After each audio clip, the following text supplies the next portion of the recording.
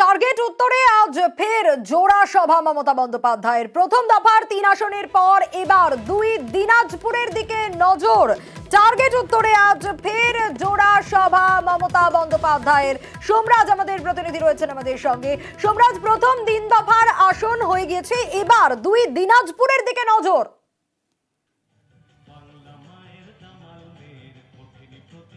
দেখো, একদমই উত্তরবঙ্গে প্রথম দফার নির্বাচন প্রচার কর্মসূচি শেষ করে আজ 2 দিনাজপুরে সভা করবেন মমতা বন্দ্যোপাধ্যায়।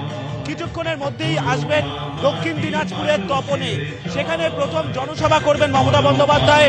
এরপর তিনি চলে যাবেন উত্তর দিনাজপুরের রায়গঞ্জ লোকসভায়। রায়গঞ্জ লোকসভার অধীনে হেমতাবাদে তার দ্বিতীয় নির্বাচনী সভা করবেন। অবশ্যই তৃণমূল কংগ্রেসের নজরে এই 2 লোকসভা আসন, তার কারণ 2019-এর লোকসভার ভোটে এই 2 আসনেই জয় পেয়েছিল বিজেপি, কিন্তু 2021-এর বিধানসভা নির্বাচনে তৃণমূল কংগ্রেস উল্লেখযোগ্য সাফল্য পায়। ফলত সেই ভোট ব্যাংককে নিজেদের দিকে রাখা এবং পাশাপাশি রাজ্য সরকারের তরফে যে একাধিক সামাজিক সুরক্ষামূলক প্রকল্প চালু করা হয়েছে এবং তার সঙ্গে বারবার কেন্দ্রীয় বঞ্চনার শিকার হচ্ছে রাজ্য, এই ইস্যুকে সামনে রেখেই 2 দিনাজপুর জেলায় প্রচার কর্মসূচি শুরু করছেন মমতা বন্দ্যোপাধ্যায়। আজকে এই 2 দিনাজপুর জেলার প্রচার কর্মসূচি শেষ করে তিনি চলে যাবেন জঙ্গলমহলে।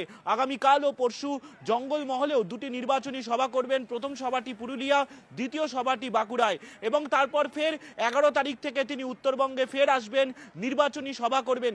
এবং তোমাকে জানিয়ে রাখি, 17ই এপ্রিলের পর ফের তিনি বালুরঘাট ও রায়গঞ্জ লোকসভায় তিনি তার নির্বাচনী সভা করবেন। অর্থাৎ সব মিলিয়ে উত্তরবঙ্গে নির্বাচনের প্রথম পর্যায়ে তিনি যে 5 দিনে 8টি সভা, তার মধ্যে এই 2 দিনাজপুরে সভাও তিনি করছেন। কার্যত তৃণমূল কংগ্রেসের কর্মী সমর্থকদের উদ্দেশ্যে বার্তা দেবেন মমতা বন্দ্যোপাধ্যায় এই দক্ষিণ দিনাজপুরের তপন থেকে, এবং তারপর উত্তর দিনাজপুরের রায়গঞ্জের হেমতাবাদ থেকে। এবং অবশ্যই 2021-এর বিধানসভার ভোটের ফলাফল যেহেতু তৃণমূল কংগ্রেস অনেকটা সাফল্য এনে দিয়েছিল, সেই জায়গায় দাঁড়িয়ে সেই ভোট ব্যাংকে নিজেদের দিকে রাখা, এবং পাশাপাশি মনে করা হচ্ছে কেন্দ্রীয় বঞ্চনার ইস্যুতে এবং কেন্দ্রীয় এজেন্সিকে বারবার ব্যবহার করা হচ্ছে, এই ইস্যুতে সুর চড়াবেন মমতা বন্দ্যোপাধ্যায় এই দক্ষিণ দিনাজপুরের তপন থেকে। ধন্যবাদ সোমরাজ। টার্গেট উত্তরে আজ ফের জোড়া সভা মমতা বন্দ্যোপাধ্যায়ের, অবশ্যই সেদিকে নজর থাকবে।